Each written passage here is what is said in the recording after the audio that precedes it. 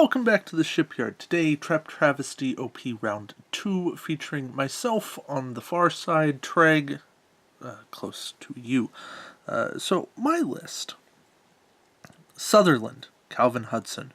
It's captured, of course. Calvin Hudson. You do those things. Quark, Elizabeth Lense. Riker, Hood Riker. Torres from the Dreadnoght, Systems Upgrade, Power Grid, Parametallc, Hull Plating. Quark, hiding, Projected Stasis Field. Why? To deal with the Sutherland with shield adaptation. Also, PSF, really good card. Just fails warp jump, but that's a whole different mess. Reman Warbird with Tomalek. It's also captured. Why? Conditional Surrender. Sakonna. Ferengi Photon Torpedoes. Get some discounts there. Aft Disruptor Emitters, Charging Weapons, Kemocite, Reinforced Shields. So when I take a bunch of damage, if I take a bunch of damage, then life's good. And then, lastly, an Enteprise-E with Will Decker, because more damage is a good thing. Dorian Collins, because repairing your shields is a good thing.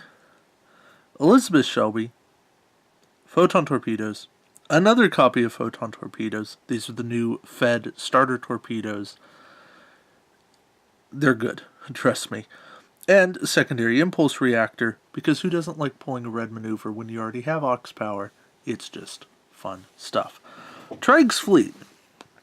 Enteprise-E, Picard, 5-point Picard, Ahab Picard. Mr. Spock, Systems Upgrade, Type 8, upgraded phasers, multi-adapter shielding, cheat death, and Sakonna.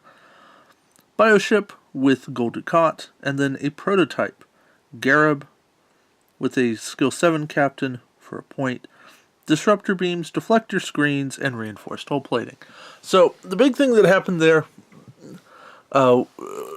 we had a detonation of, I believe it was the booby trap ship, and all ships took 1 damage.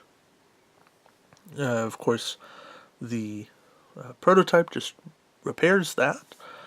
Nice thing there, but yeah. So overall strategy in this OP, for me at least, was cloak the scimitar, well, the Reman Warbird. Use it to disarm the traps, and if Calvin Hudson and Will Decker can quote-unquote be a boss and roll and evade on 1 die, well, that's awesome. But for the most part, I'm just going to live with them taking damage. If my opponent wants to disarm traps, well, that's okay. I'm perfectly fine with that. As for the rest of it, well, I've got a ton of damage output. And Ferengi torpedoes on a Reman Warbird, that's 6 dice, forward or rear arc. No need to target lock. I don't care if my opponent's cloaked. I really don't care about anything. I'm just putting damage on somebody. And I've got Copilot on my build. That's the other thing I didn't mention, because that gave me flexibility to either put Copilot onto the Enteprise-E to be able to have total quality on that, or put Copilot on the Reman and have really awesome quality with those Photon Torpedoes. Here I put 3 crits onto the Enteprise-A. It lived with 1. Treg put a console fire onto the Sutherland. We're going to deal with that in a minute. But I used projected stasis field on his bioship, and so all his shields are down, and that's not good news if you're Gul Dukat on the bioship, because half of your durability just went away in an instant, and there's absolutely no way you're prepared for that. He's scooting up here. And we realized here, actually not even here, probably either at the end of planning or the start of combat, that he had the communications failure. I think it's actually partway through combat, significantly after the fact, that on the A. So the A should have moved first, should have moved at skill 0. And I don't even know. Start of the combat phase. Yep. Let's make life easy. I got to roll my console fire. I've been rolling so many battle stations today. Yeah, and there's a console fire blowing up. So sometimes you can't help that stuff. I just got to live. Sorry, I cut myself off there just to let the recording happen. The way I view those things, essentially I traded the Sutherland's life for using projected stasis on the Bioship. So I should be trading the Sutherland for the Bioship, and there goes the Bioship. To finish my thought, by the time we realized that the A had the communications failure, that it should have moved first, it was significantly after the fact. So many things had happened that it couldn't be undone. If we had realized it after movement, during movement even, then by all means, moves could be backed up. Bumps happened. Yeah, that was annoying.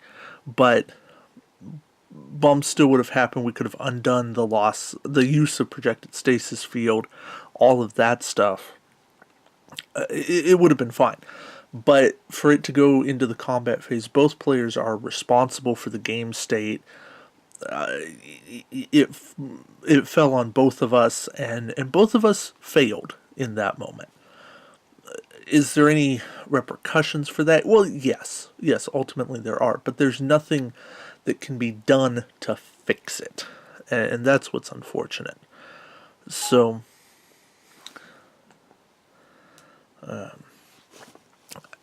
sometimes those are life situations in the tournament, and you go, okay, it's just like my opponents didn't take note of the fact that the ships were captured and they weren't rolling an extra die.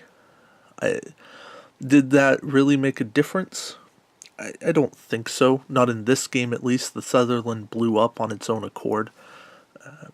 One extra die probably wasn't going to make a difference, but it might have, right? The Enteprise-E would have gotten one extra die. It could have. The prototype would have gotten one extra die whenever it shot the Reman Warbird. Again, it doesn't make a difference. The Reman doesn't come anywhere close to dying in this game. But I feel like we're in a world now where there's so many cards, and there's so many new cards, that if you're not walking over to the other side of the table to look at your opponent's fleet and look at what everything does, you're not doing your job as a player. And if you as a player are hiding anything that's not supposed to be hidden, then you're failing.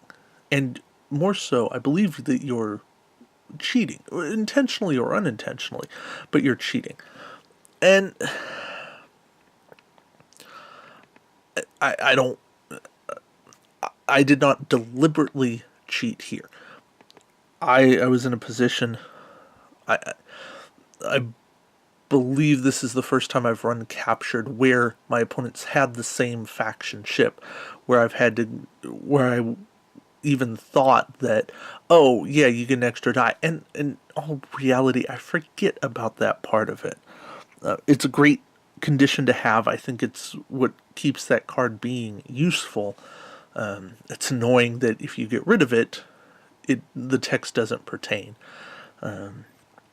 But regardless, it is a situation where both players are responsible, and both players do need to be mindful of their own fleets and their opponent's fleets. So, yeah, what's my point in all of that? It is that without trust, without having both sides playing to the best of their ability and conducting rules to the best of their ability, this game does not work. And hey, in all of my ranting here, and not even ranting, monologuing, discussing, I missed the opportunity to show the E pulling a backup maneuver when it already had Ox after it had used its ability to fire a target lock, or fire a torpedo without a target lock. That was using secondary impulse reactor. The Scimitar used Kemocite at least once in this match to bump up its maneuver speed. Not that last time to do a 4 come about, because 6 come about would have put me way too close to the edge. And then this is putting 2 crits onto the prototype, neither of which really mattered. I think that just gave him an Ox, and now this is the final chase down. He did get a shield back, because, again, the prototype regens and does that kind of cool stuff. But this is now just a matter of formality. So, if I was Treg, if there was anything to do differently, it would have been, well, get everything right. But let's assume that had happened. If I was Treg, I would have taken my defensive advantage, and I would have split up the fleet and gone after the objective tokens. I would have said, "Wow, David, that's a lot of firepower you're bringing to the table. I don't want to face it in concentrated form. I want to make you chase me." I don't know how well I can ultimately do that. The Reman moves pretty well, but the E and the Sutherland, not the fastest ships, nor the most maneuverable ships. So trying to chase down a bunch of ships, especially the prototype, nightmare. Anyways, Travesty was one that favored defenses, favored a lot of cloaked ships. I think there was a lot of good stuff in this scenario. I was really happy to play it. I thought there was a lot of intrigue, and the cool thing is you get to see myself and John play for the final table in the next video. So yeah, the final table, not myself, not myself, not Todd, not Craig, because I beat Todd in round 1, and John beat Craig in round 2. And the matchups just went the way that they went. So, yeah, really interesting events that happened, and that's what we have for Travesty. Sorry, I'm a little less energy today. My voice is maybe going. I hope not. But it's also a little late when I'm recording, so trying to be considerate of everyone around. Anyways, thank you all for watching. Really appreciate it. And until next time, we'll see you around the shipyard. Take care.